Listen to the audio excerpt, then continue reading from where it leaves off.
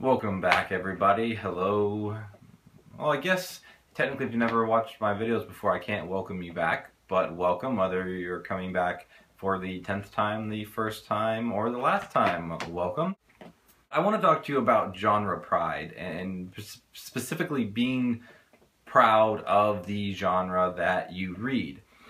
I read a lot of science fiction and fantasy for the most part, and my wife primarily reads romance. And these are several genres which are considered, among others, genre fiction. And for whatever reason, genre fiction kind of gets looked down upon a little bit. And I understand this video is probably preaching to the choir, but a couple of times in the past year, I've ran into situations where I've almost just wanted to look at the person and be like, dude, it's 2015. I mean, shouldn't we be past this already? One of them was, it was actually probably more than a year ago. I was working, and the way it was working out, I was taking my lunch break with another guy, and I was reading through the New Jedi Order series.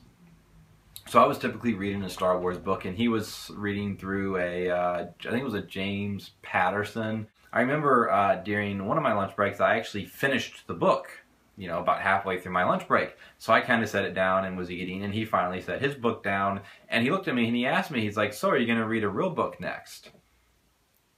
And like my first thought was to laugh at him, because that's really what a stupid statement like that deserves.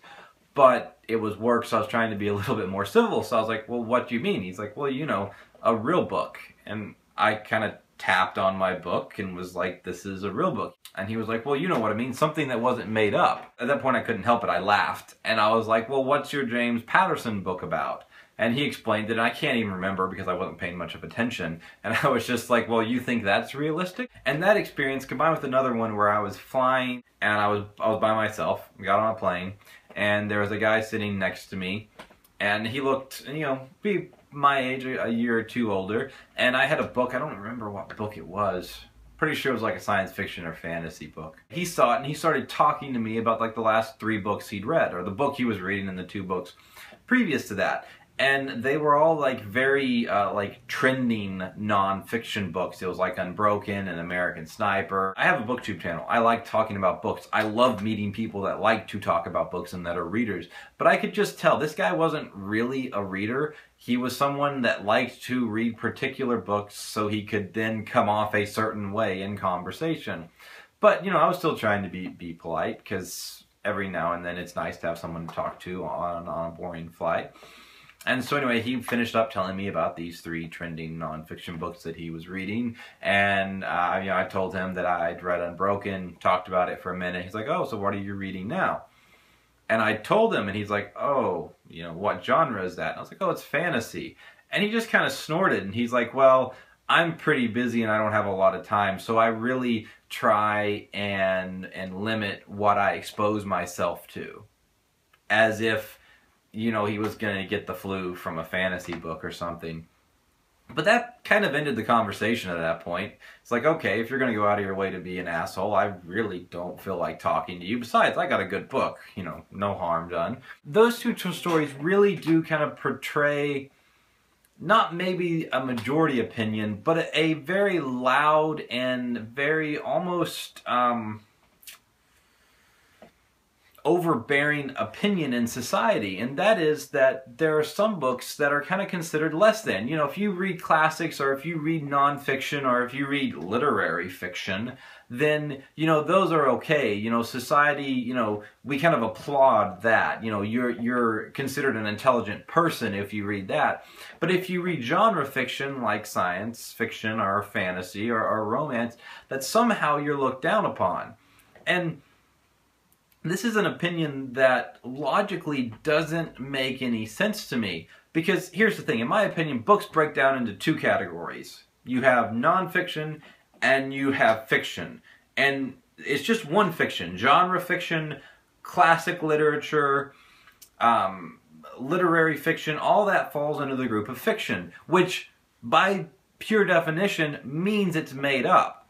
So if it's all made up, if it all fits into the same category, how can your made-up book somehow be better than my made-up book? And a lot of people will argue, well, yeah, but literary fiction kind of tackles bigger issues. And in my opinion, that's a bunch of bullshit. Because, yes, literary fiction does, and a lot of times, very purposefully try and take on certain issues, especially social issues. But here's the thing. All books, whether they're nonfiction or fiction, is essentially telling a story. That's what books are. And whether the characters and events are made up or not, you're still seeing that story from someone or someone's perspective. And so in my opinion, books, no matter how highbrow or how kitschy, still provide valuable insight to people. Like, for example, I am 25 and I am male and I am white and all that, and I've had a certain set of experiences. Now, my experiences aren't necessarily good, they're not necessarily bad, they're just my experiences. But they're a very small set of experiences when you consider the world as a bigger whole. One of the things that I like about books and I like about reading is it allows me to kind of follow someone along on a set of different experiences than I have. Sometimes they're pretty similar to mine, sometimes they're so foreign to mine I have a hard time wrapping my mind around it. When you follow a character for 200-300 pages for however many hours over the course of how long it takes you to read, you're basically walking a mile in their shoe. Now, whether that shoe looks a lot like the shoes that exist, or whether it's a completely different type of shoe, you're still getting a different experience. And so in my opinion, again, that makes all books the same. Like, there shouldn't be like levels of books where, you know, you have classics, nonfiction, and literary fiction up here, and then everything else is like down here.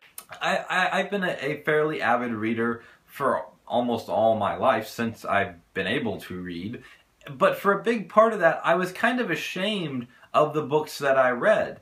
Because I would, you know, it would come up that I was a reader, and they would be like, oh, what books do you read? And I would tell them, and I would kind of get this, like, oh, okay, well, that's nice. Or I would have, you know, like the guy on the airplane be like, oh, I don't really read those books. Or, oh, you know, those aren't real books. Or just really stupid, ignorant statements that don't make much sense when you begin to logically tear down the sentiments behind them. So, again, I understand I'm very much preaching to the choir, but my goal in this video, and one of the things that I'm continually challenging myself to, because I've gotten to the point where well, like I said, when I was younger, I almost was reluctant to talk about the books that I read, because I didn't like the idea of people looking down on my literary taste, especially because reading's played a big part in my life. So when you attack or belittle my reading preferences,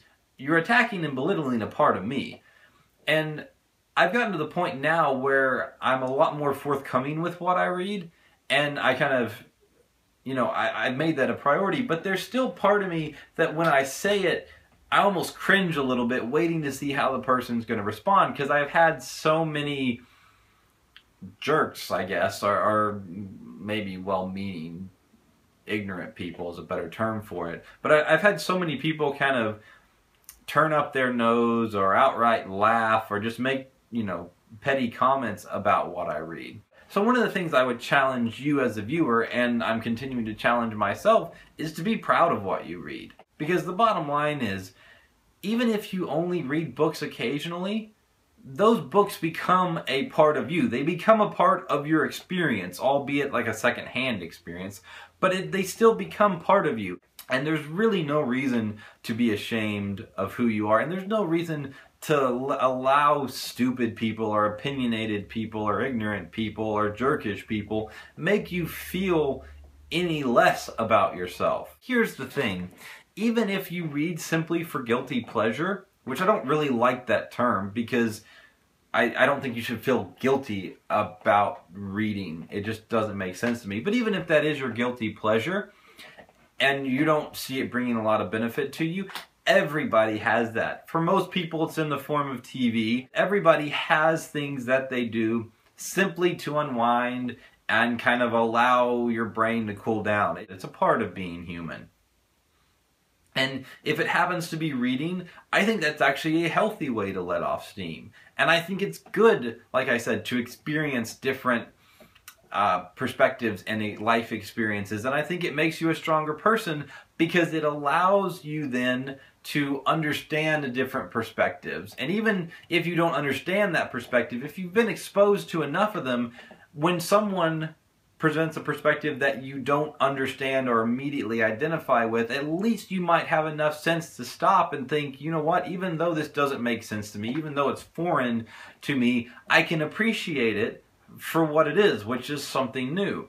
And I think you miss out on that if you limit what you read simply to try and come off more intelligent to people. Because, I don't know, it just seems like a waste of time. So what if the stranger on the plane thinks I'm a little bit less intelligent? I mean, I'm never going to see him again. Again, I would just challenge everyone to take pride in what you read. Take pride in the books that you like and the books that give you happiness, the books that you can take enjoyment from. And also understand that not everyone's going to be able to appreciate that, and there's nothing wrong with it. I don't think we should expect everyone to love what we love. But in a further challenge, don't look down your nose at someone for enjoying something that you don't enjoy or something that you don't understand, because they're proud of it. Why should you do something or say something that's going to challenge or decrease that enjoyment? Because bottom line is, you wouldn't want someone doing it to you. Why would you do it to someone else? But that's kind of my rant. Hope it at least made some people think. I also hope it emboldens some people to really embrace their preference, and not just books, in all things, but especially books, because that's what this channel is about. I guess I will see you all next video, or maybe I won't. You can feel free to like, comment, and subscribe. Also, let me know if you enjoyed this video, even though it didn't have to do with particular books. Y'all have a good night, morning, afternoon, whatever it is, and I will see y'all next time.